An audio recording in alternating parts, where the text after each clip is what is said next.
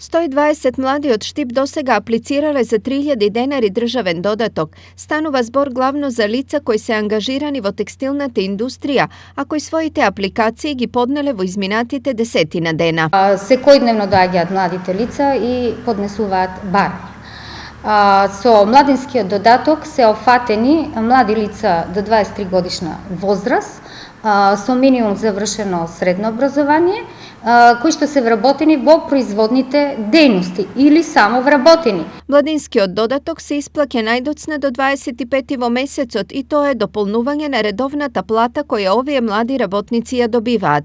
На овој начин би требало да се зголеми нивниот број во реалниот сектор и да се намали недостигот од млада работна рака кој сега е алармантен. Ова е една додатна мерка која треба да ги стимулира младите луѓе да се вработат во индустријата, значи не само во текстилната индустрија се работи овде и за целата преработувачка индустрија во Македонија, се однесува и за вработените кои веќе ги имаме на работа кај нас до 20 години, но многу е поважно од тоа и да младите луѓе кои сега завршуваат средни стручни училишта да се приклучат во производството. Мерката е од отворен карактер, што значи дека нема одреден рок за поднесување на апликациите. Кога они сметаат дека треба да аплицираат, можат да аплицираат.